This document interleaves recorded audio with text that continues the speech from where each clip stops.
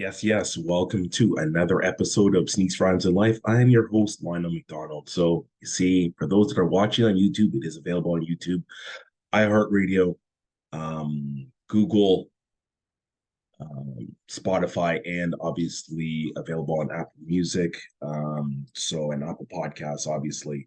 So, for those that are watching, I got a Daytona shirt. So, why does he wear a Daytona shirt? Well, for those that remember, 2018, I think, was the year that Pusha T came out. So Pusha T came out with his not most recent album, but probably his most memorable album. It was on the whole Kanye seven song albums, and probably this was the most memorable. And people will say Kid Cudi's.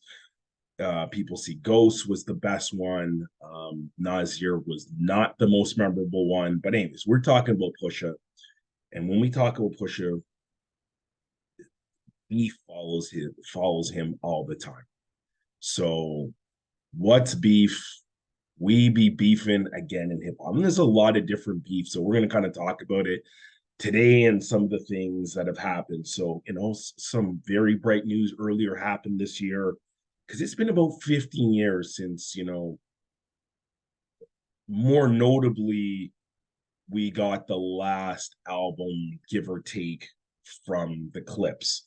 So Pusha T and his older brother Malice, they created two albums. I think it was 2002, Lord Willing, and then Hell Had No Fury in 2006, 2007. But it's been about 15 years. So there was a Chicago Hyde Park Summerfest that happened, and they kind of got back together. They were performing at this event. They did all the classics. They missed Me Too, Grinding, which is their best song. And then, yeah, fast forward, we had um, Pusha T's most recent project, It's Almost Dry. And, it really had an opportunity to win a Grammy.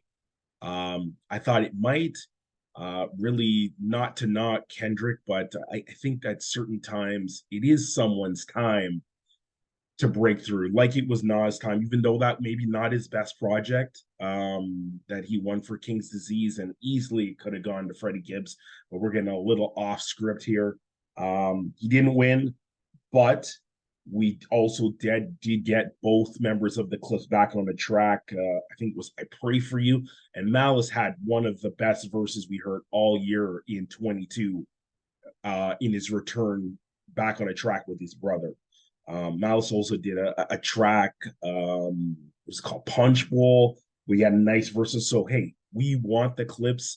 We've got a sprinkle, we've got a taste of the Clips. So, fast forward to the last 14 days, and we got the Clips together at Pharrell's Louis Vuitton show that was highlighting what was coming for spring 24, spring and summer. So there was a track that they played. They played like the whole soundtrack to the show was the Clips, which is kind of cool. It shows really how high fashion hip hop have really kind of come together.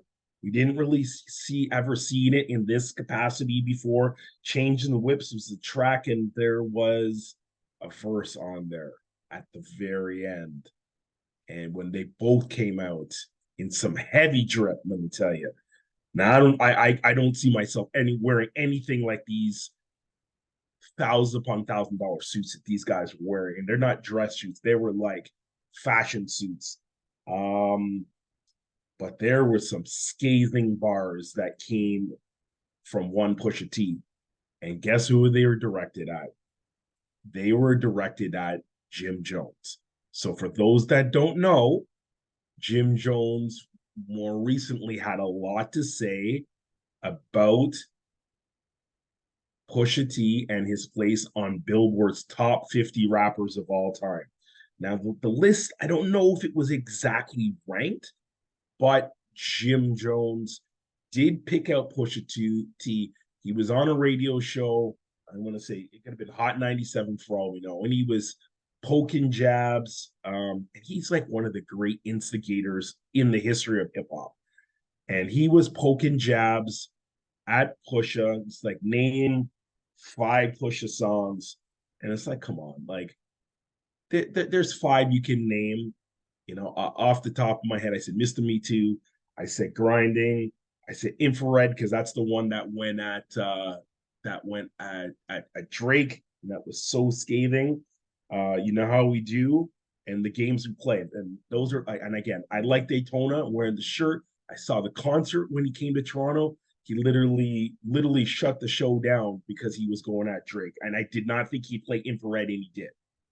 But I started to think about the context of what Jim Jones was saying, and I wouldn't say, I would say that Push is not the most memorable. I think Push has got bars. I think Pusha can definitely stand on his own too, as well with his brother. But is he one of the 50 greatest rappers? I think there's some merit to what Jim Jones is saying. So but I also, Jim Jones is definitely agitated because it wasn't too long ago that Drake was in Harlem doing a show, and he had Dipset there, and Jim Jones came on stage with the whole Dipset squad. These diplomats proceeded to say, well, it came out of Jim Jones's lips, so let's be clear about that. But Jim Jones said that Drake was the 5th member of Dipset. I was like, whoa, those are big words. That's clearly Jim Jones taking sides, because I wouldn't say this Drake and Pusha T beef is dead. It's not going to restart. But the words, the song about Adonis and Drake's, child that we didn't know about until that song came out, and then Pusha put it in rhymes and literally put that beef that to a point that someone was going to get hurt if Drake responded, and cooler heads prevailed. Drake had to let that one slide. Um, and we called it that. We know Drake got into previous beef before. We'll get into another beef with Drake. But, we had a Meek Mill beef and he handled that, but I wouldn't say he won the one with Pusha. So Pusha can't be pushed, but Jim Jones knows how to push buttons. So yeah, that's kind of where we're at. And then Jim Jones is also antagonized a little bit, saying Drake is the best rapper of all time. Drake, the best rapper, the maybe most influential in the last 20 years, maybe the one that's had the most downloaded records in the last 20 years, but the best rapper, one that quote unquote has someone ghostwriting for him, one quote unquote does not have music that stands the test of time. It did not come from the golden era. And not to say that someone from the current era cannot be like I would be totally okay if someone said Kendrick was the best rapper of all time. And I think when it all said and done, Kendrick very well may be the best rapper.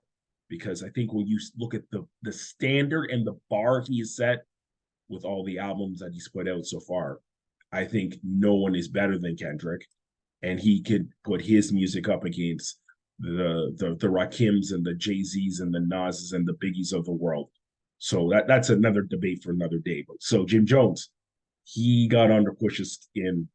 Pusha put out a track during the show. What happened? Well, this was all so well produced, well choreographed that this song was going to be played. Matter of days. All we see is a mic with some bootleg video tape and a mic come down somewhere on, probably from a tree or a lamppost in the middle of the streets. I'm gonna guess it was in Harlem, New York, because it looked very Harlem-esque. And Jim Jones just starts rapping. And he has, I use the word scathing. Jim Jones, I do not know if I've heard Jim Jones drop bars like this before. And we don't even know where this beef came from. Why is it the way that it is? But Jim Jones fired some shots. We could have called it the mix beef. I think that's what they're calling it on the streets. And he hopped on a beat and he smashed a response back at Pusha T. So we know if you look at the context, and I think some really good points. If you don't watch Joe Budden's podcast. And some people, you don't like Joe Budden, you don't like his music, you don't like what he has to say. He is one of the best podcast hosts out there. I definitely have utmost respect, and he makes some great points, which I will reference in a second here. Um, so it's easy to say you want to take sides. Some people love Pusha, some people love Jim Jones. Personally, I would take Pusha's side in this, just because of his music and what I think he's. Now Jim Jones, no slouch, but I like Cameron better in the group. Um, but no slight to Jim Jones. But I think in this beef, the first round,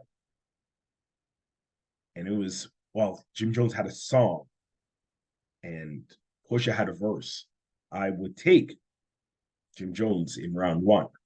Now, if you just track for track and not the production, who you like better, I personally like what Jim Jones said better than what Pusha said. But it ain't over, because we now know Pusha T has a response. It's on a track with Cameron. And the bars are crazy, crazy heavy. So we got to see if Jim Jones decides to come back. I think he will. I think he'll write something. I don't think it will happen right away. Maybe by the time you hear this, there will have been a response, but that's out there.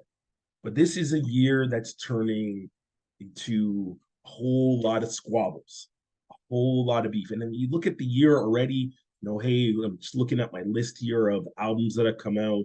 Well, we've got we got, what did we get earlier this year? 1 second here. So we got a few albums, but this has kind of been one of the more underwhelming albums. Hey, like the Skies New joint, A Mind of a Saint, that was pretty good. We got a College Park by Logic. It's got some joints. Liberation 2, Kweli gave us that, and talk about Kweli in a second. Glorious Game, did like that, the new Black Thought piece. And then there's Back Home, he dropped some joints. So we definitely got some, but we haven't got this over. Alchemist definitely had a piece to say so far in the year. So I would say it's been a very underwhelming year when it's come to like smash albums, crazy joints, things we're playing. But this beef thing is really what's cooking. Between that and then it's really made way for the legends of hip hop and all the great shows they're having. So we got another beef. This one started like last year. We got the Kweli and Consequence beef. So it started Consequence. We know Ye, and Consequence is his boy from time. The first three albums, Consequence was on there. He's been down with Tribe. He's been down with the Roots. So this one is kind of, we know Kweli always has a lot to say. And he says he didn't like, White Lives Matter t-shirt. Kweli's been very pro-Black. We question what Ye has to say from Kweli's point of view. And Consequences definitely jumped in and taken shots, and they've gone at it on Twitter. It hasn't resulted in music yet. But then there's the whole Roots Biggie piece where, where Biggie was hurt. And I don't know why this is all kind of coming up now, but Biggie was hurt for the song the Roots did. I believe it was on Ill Del Half-Life in 96. What they do when they do this video, and they're kind of, doing a stereotypical rap video, but the lyrics don't match what's happening in the song.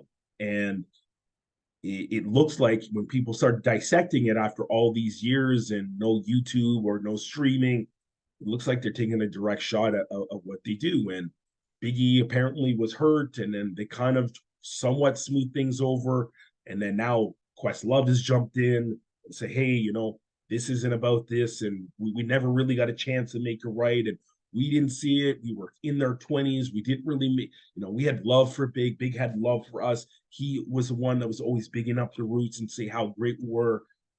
So really not trying to make too much of this one, but that one's definitely one that's out there. The Consequence and the Kweli one, it seems like it's going to go on forever because these two dudes just don't like each other for whatever reason. And then the most recent one, is we got Drake, beefing again. And when Drake beefs, people listen because so many people love Drake. So, Drake most recently um has a show, uh has a show, and he decides to put on the stage, around the stage, the Made in America is overrated. So who's he beefing with? Is Childish Gambino. So Childish Gambino, aka Mr. Glover, because that's his real name. Um, Childish Gambino, says in a video recently that Made in America, the song, was essentially a shot at, was going to be a diss track for Drake. Never really turned into that. The song got chopped and it got flipped, but the one part of the song that stayed was Made in America.